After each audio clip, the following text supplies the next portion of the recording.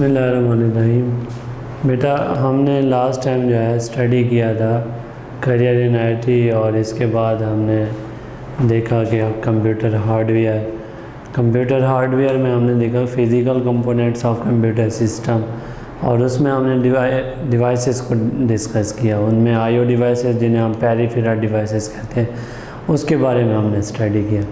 आज जो हम डिस्कस करने लगे हैं सिस्टम का मेन पार्ट, जिसे हम कहते हैं सिस्टम यूनिट। यानी system unit mean it is the main part of computer system. इसे हम क्या कहते हैं बेटा? It is the main part of computer system. यानी अगर हमारे पास सिस्टम यूनिट ना हो तो सिस्टम हमारा यूजलेस है, हम सिस्टम में कुछ भी नहीं कर सकते। यानी कंप्यूटर सिस्टम, जब हम सिस्टम की बात करते हैं ना कि कंप्यूटर सिस्टम, तो एक्चुअल में सिस्टम कैसे है? इसी सिस्टम यूनिट की हेल्प से है। With respect to system unit we can say computer system, ठीक है ना। तो हमारे पास जब सिस्टम यूनिट की बात करते हैं, हम कहते हैं all components are devices like IO devices, ठीक है, हार्ड डिस्क होगी, रैम होगी, रोम होगी, जितने कनेक्टर्स हो गए, जितनी भी पेरिफेरल डिवाइसेस हैं, वो सब की सब कनेक्टेड होती हैं किसके थ्रू? System unit. यानी किसके साथ कनेक्टेड होंगी? Sorry, system unit. और किसके थ्रू कनेक्टेड होंगी? पोर्ट्स के थ्रू कनेक्टेड होंगी। हम कहते हैं ऑल devices are components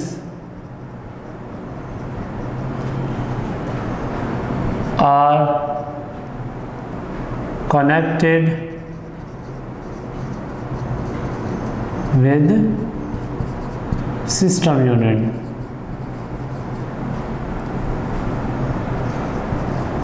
अब इनमें से कौन कौन से कंपोनेंट्स हैं बेटा? चाहे वो हार्ड डिस्क हो गई आपकी, ये भी सिस्टम यूनिट। इसके अलावा रैम रोम होगी,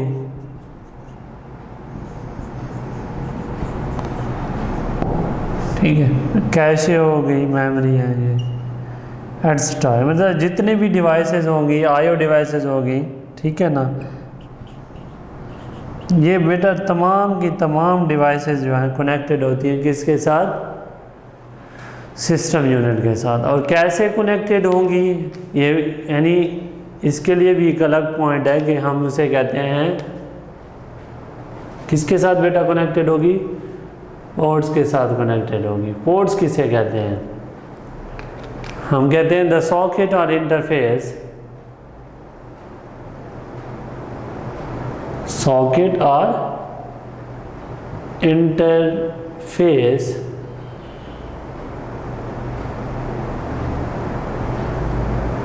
which are used to connect the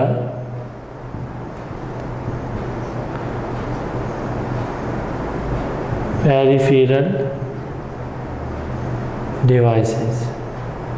जैसे हमारे पास इलेक्ट्रिसिटी सॉकेट्स होते हैं, उसके थ्रू हम शू और जितने भी हम घर में होम अप्लाइंसेज हैं उनको यूज़ कर रहे होते हैं, तो वो तमाम के तमाम उस सॉकेट के साथ कनेक्टेड होते हैं, जो इलेक्ट्रिक सॉकेट्स होंगे।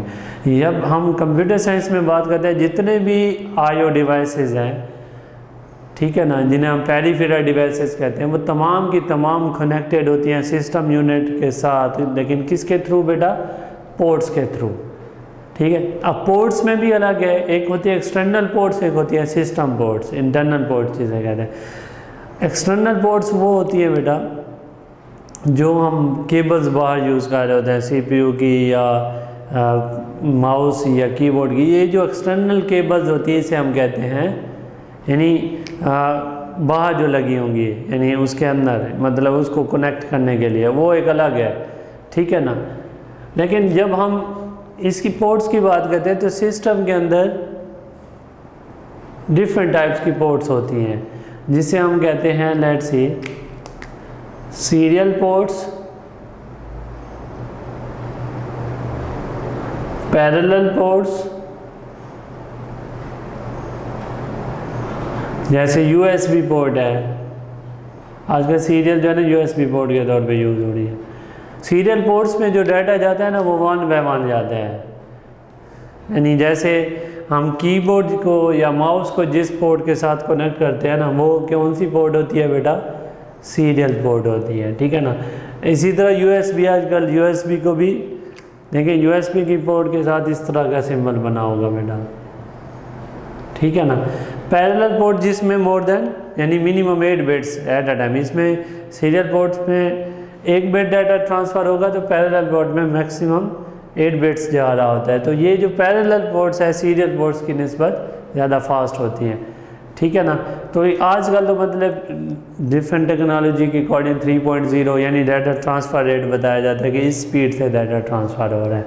तो ये है ये जो सिस्टम यूनिट एक्चुअल में हर कंप्यूटर सिस्टम के साथ कनेक्टेड होते हैं डिफरेंट डिवाइसेस। तो आपने देखा होगा लेफ़्ट पे या राइट पे या बैक पे बहुत सारे सिस्टम के पीछे पोर्ट्स बनी हुई होती हैं, एक्चुअल में वही कनेक्ट करती हैं किसको, सिस्टम यूनिट को जो है ना हमारे पास जो डाटा जा रहा होता है थ्रू वायर्स होता है, ठीक है ना। वायर्स जो डाटा लेके वहाँ से पोर्ट से मदरबोर्ड पे लेके जाएंगी। एक्चुअल में जो मदरबोर्ड है एक्चुअल में हमारे पास सिस्टम यूनिट है जिसके ऊपर जितने भी इलेक्ट्रॉनिक्स कंपोनेंट्स होते हैं, चाहे वो ट्रांजिस्टर है, रजिस्टर है, डायोड्स है, IC चिप्स हैं, माइक्रो प्रोसेसर है, इनमें देखें हार्ड डिस्क ये कैशे है, चाहे माइक्रो प्रोसेसर है बेटा, ये तमाम के तमाम जो है हमारे पास किसके ऊपर होते हैं, कनेक्टेड होती हैं किसके थ्रू, पोर्ट्स के थ्रू। यानी पोर्ट्स जो है ना बाकायदा वो डाटा लेके इन और आउट मतलब डाटा लेके आना और लेकर जाना। और इसके अलावा जो है ना सिस्टम यूनिट के ऊपर जितने भी इलेक्ट्रॉनिक्स कंपोनेंट्स होते हैं वो असेंबल्ड होते हैं जो हमें वर्किंग के लिए काम देते हैं। अब सिस्टम यूनिट में हमारे पास क्या आ जाता है, सिस्टम यूनिट में हम कहते हैं मदरबोर्ड। मदरबोर्ड क्या है बेटा, एक्चुअल में main board of computer system है। अभी मैंने जितने भी आपको कंपोनेंट्स बताए हैं जो IO डिवाइसेस के साथ या माइक्रो प्रोसेसर है, रैम, हार्ड डिस्क है, वो तमाम की तमाम असेंबल्ड होती है मदरबोर्ड के ऊपर। और अगर मदरबोर्ड डेड हो जाए तो पूरा सिस्टम आपका क्या हो जाता है, डेड हो जाता है। तो फिर आपको या तो मदरबोर्ड रिप्लेस करना पड़ता है या नया सिस्टम परचेज करना पड़ता है। तो it is the main board of computer system, ठीक है ना। और जितनी भी डाटा ट्रांसफ़र हो रहा होता है एक कंपोनेंट से दूसरे कंपोनेंट्स की तरफ वो थ्रू मदरबोर्ड होता है बेटा, ठीक है ना। तो मदरबोर्ड को हम क्या कहते हैं, main board of computer system. जितने भी वेरियस कंपोनेंट्स हैं, चाहे वो हार्ड डिस्क से डाटा रैम की तरफ, रैम से हार्ड डिस्क की तरफ, विंडो ऑपरेट हो रही है, ठीक है, IO डिवाइस से डाटा इन हो रहा है, आउट हो रहा है, ये तमाम का तमाम डाटा जो है ना मदरबोर्ड के ऊपर डिफरेंट कंपोनेंट्स पे की तरफ फ्लो हो रहा होता है, ठीक है ना। और जितने भी IO डिवाइसेस होती हैं वो कनेक्टेड होती हैं मदरबोर्ड के साथ, ठीक है।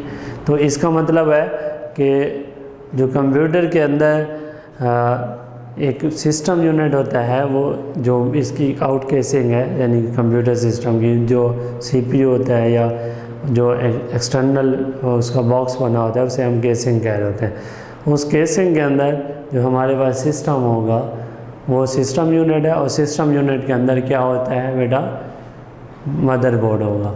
और इसके अलावा क्या है इसमें,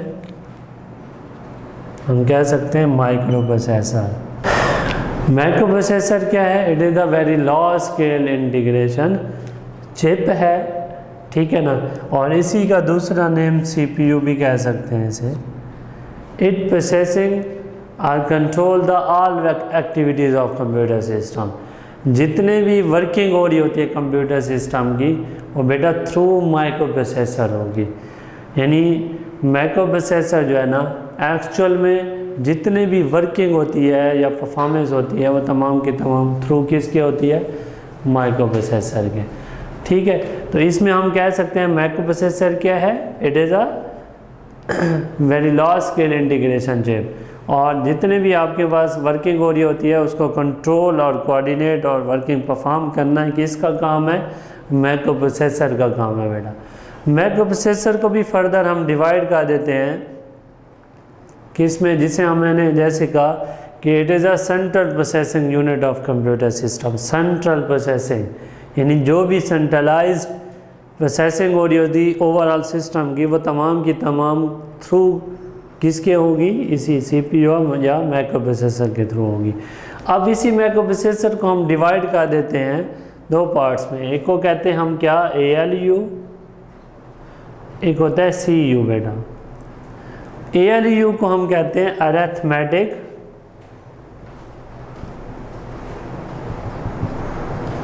logic unit. Arithmetic logical unit, arithmetic जो लॉजिकल यूनिट है ना हमारे पास, वो बेटा क्या काम करता है? एक्चुअल में इस अरिथमेटिक लॉजिकल यूनिट में हमारे पास जो वर्किंग होती है ना, वो दो तरह से होती है। अरिथमेटिक का क्या मतलब है? जितने भी प्लस माइनस मल्टीप्लिकेशन डिवीजन की जो परफॉर्मेंस होगी that is called arithmetic operation. Arithmetic operation किसके थ्रू होंगे बेटा? अरिथमेटिक लॉजिकल यूनिट, यानी इसके दो पार्ट्स हैं, एक अरिथमेटिक दूसरा है लॉजिकल।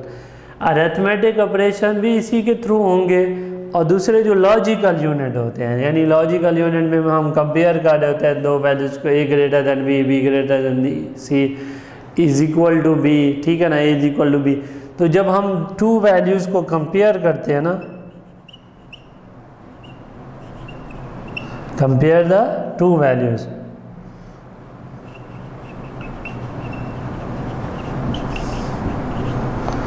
तो वो भी किसके थ्रू होगी बेटा? लॉजिकल यूनिट के थ्रू। यानी मैं कहता हूँ A ग्रेटर देन है B या A is equal to B, ठीक है ना, तो ये थ्रू किसके होगा? लॉजिकल यूनिट के थ्रू होगा।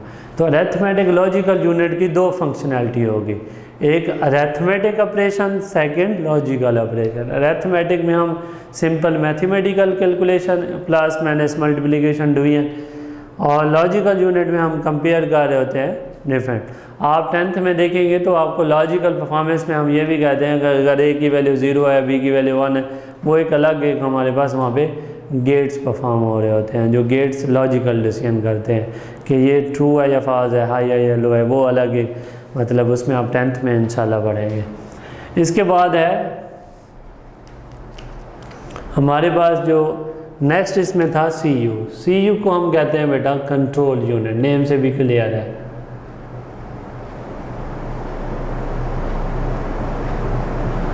Control unit mean supervisor part of computer system.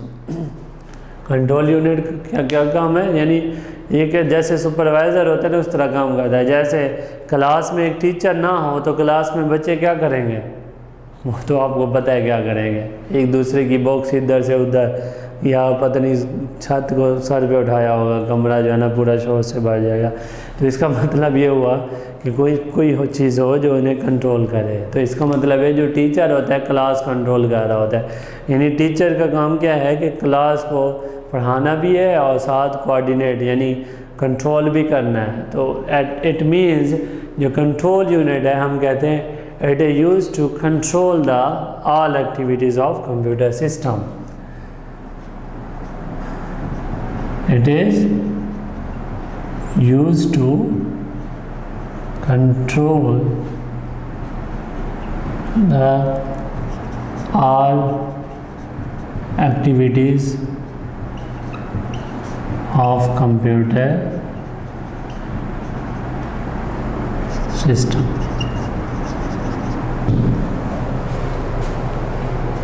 ठीक है, जब हमने माइक्रो प्रोसेसर की बात की तो हम इसमें क्या कहेंगे?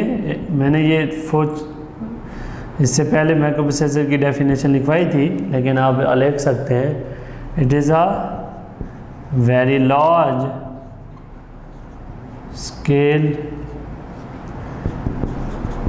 इंटीग्रेशन चिप, जिसे हम कहते हैं बेटा VLSI, और दूसरे फॉर्म में हम कह सकते हैं it is a central processing unit of the computer system. ठीक है। It is also called CPU, यानी CPU ऑफ कंप्यूटर सिस्टम। इसका काम क्या है? It perform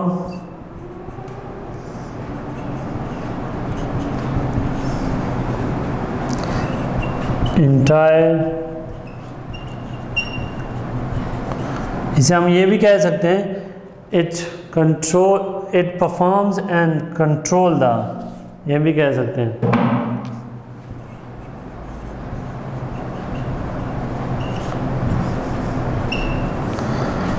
entire working of computer system। CPU को हम ये भी कह सकते हैं it perform the all working of computer system, इस तरह भी लिख सकते हैं, क्योंकि मोस्टली बच्चे फिर क्वेश्चन करते हैं। ये पहले मैंने माइक्रोप्रोसेसर की डेफिनेशन लिखवाई हुई है, लेकिन यहाँ पे भी मैंने फर्दर लिखवा दिया ताकि आपको चीज़ें क्लियर हो जाए। तो परफॉर्म मतलब जो इसमें जो हमने डिस्कस किया ना कि हमारे पास एक होता है ALU और दूसरा क्या होता है CU। ALU मैंने बताया अरिथमेटिक लॉजिकल यूनिट परफॉर्म करता है, तो ऑपरेशन परफॉर्म करेगा। अरिथमेटिक लॉजिकल यूनिट ये अरिथमेटिक और लॉजिकल ऑपरेशन परफॉर्म करेगा, तो ये परफॉर्म भी करेगा। और सेकंड चीज़ इसमें ये है कि बेटा ये जो वर्किंग है ये इसको भी कंट्रोल करेगा। तो वर्किंग जो कंट्रोल करेगा, यहीं से बात आई कि ये जो CPU है सिस्टम की जितने भी वर्किंग है उसको कंट्रोल करेगा। तो इसलिए मैंने लिखा it is used to control the all activities of computer system. अब क्या क्या करता है एक्चुअल में CPU का वर्क क्या है? जो बोर्ड में अक्सर क्वेश्चन आता है ना कि explain the fetch decode execute cycle, एक क्वेश्चन आया होता है फैच डिकोड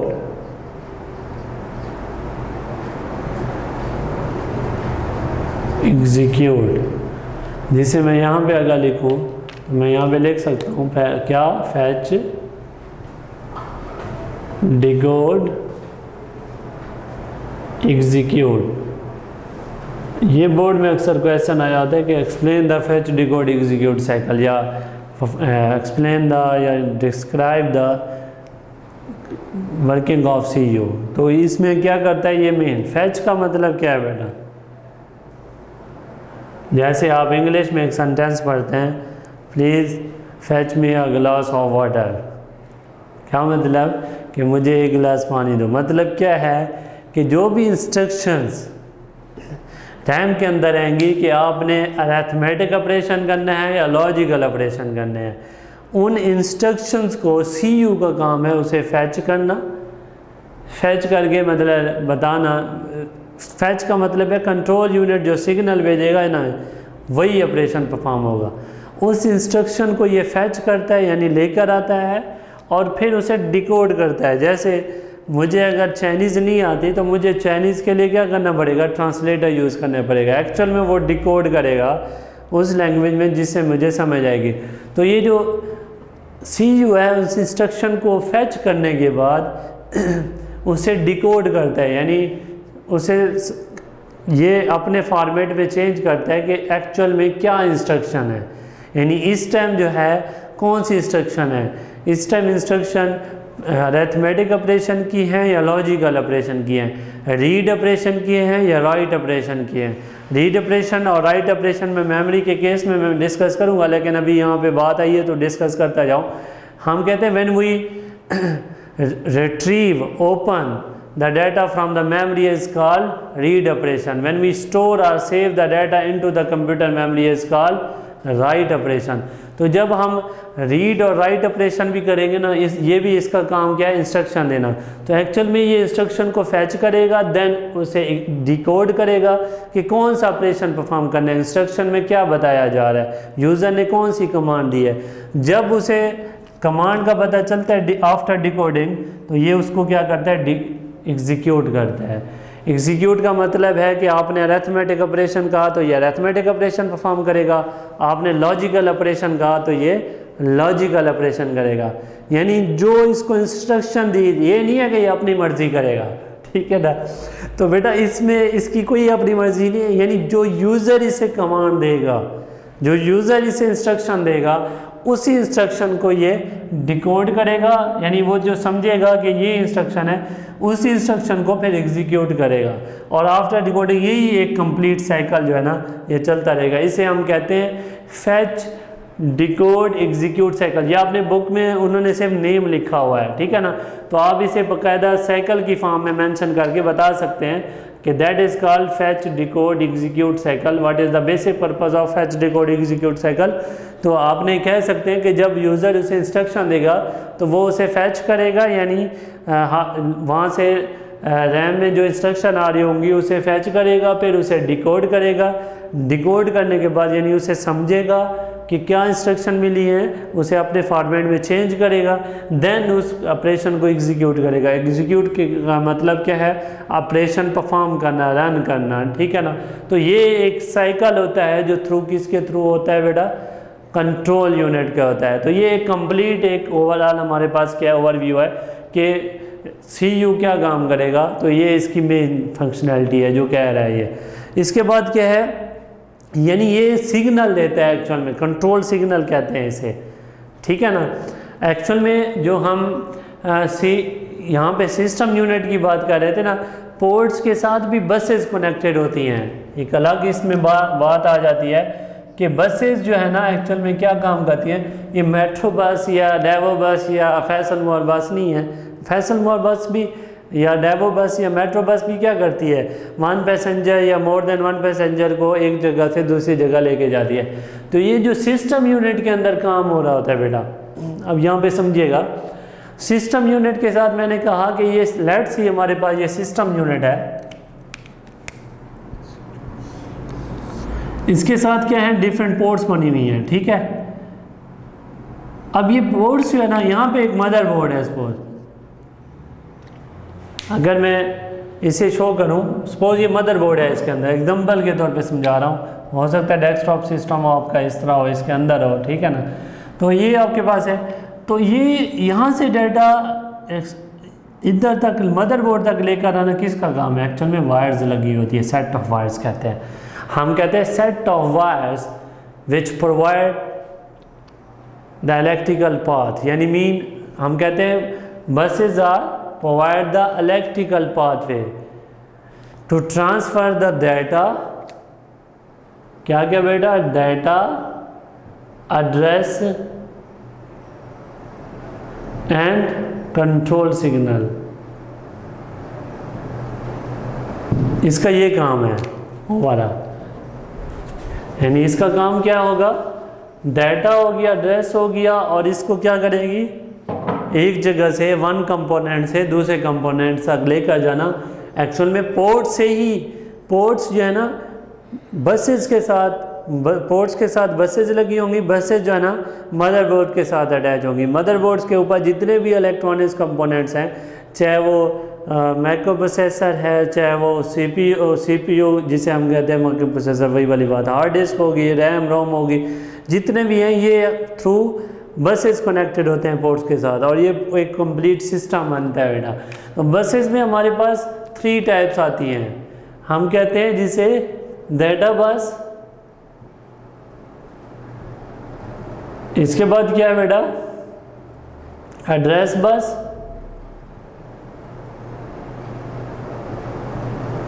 और लास्ट इसमें पॉइंट क्या है, कंट्रोल बस। ये आपकी बुक में पॉइंट सिर्फ मेंशन होते हैं, बाकी एक्सप्लेनेशन नहीं है, तो आप इसे एक्सप्लेन यहाँ से देख सकते हैं। डाटा बस हम कहते हैं it is use to transfer the data from one place to another, from one components to another, यानी रैम से हार्ड डिस्क से लेकर आना डाटा, और हार्ड डिस्क से रैम की तरफ लेके जाना।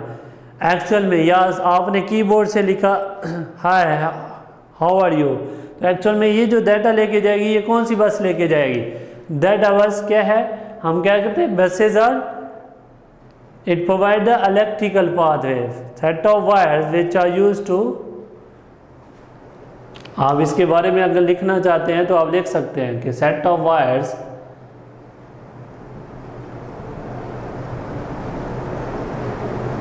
Use to connect the IO devices. ठीक है बेटा, तो एक्चुअल में ये डिवाइसेस को कनेक्ट करने के लिए यूज़ किए जाते हैं। तो इसमें हम कहते हैं there are 3 types of buses, data bus, address bus, control bus. Data bus का वर्क क्या है बेटा? हम कहते हैं data bus it is use to transfer the data from one place to another, from one components to another. वो हो सकती है 4 बिट, 8 बिट, 16 बिट, 32 बिट्स।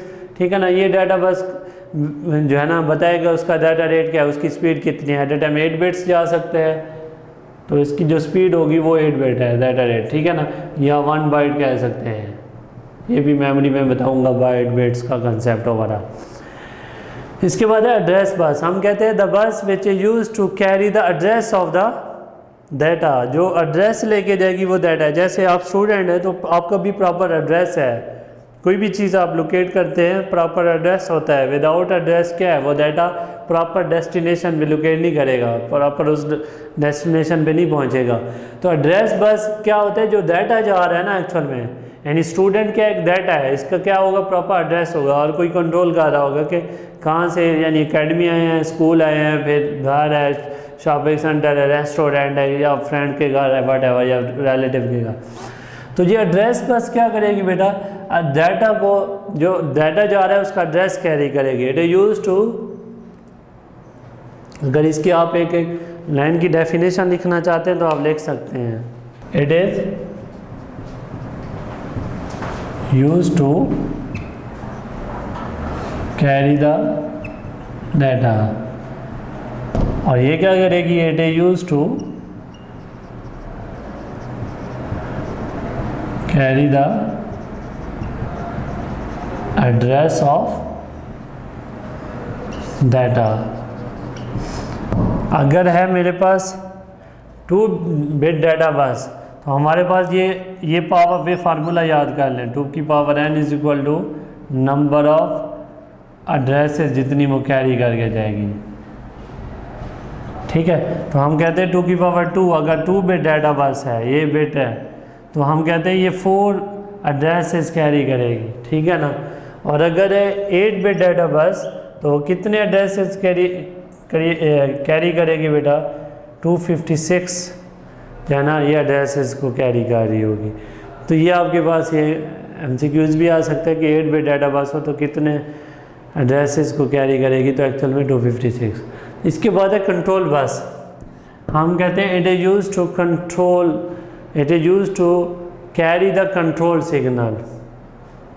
ये क्या करेगी बेटा,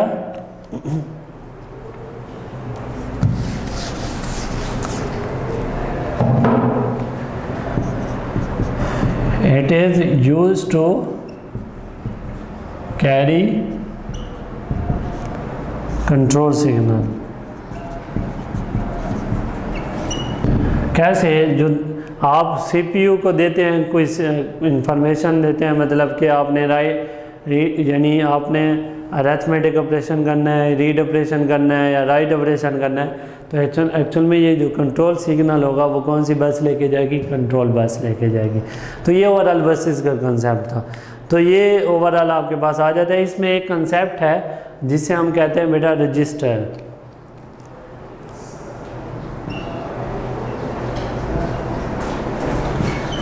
रजिस्टर को क्या कहते हैं हम कहते हैं it is a small and temporarily, it is a small and temporary storage या memory of computer system।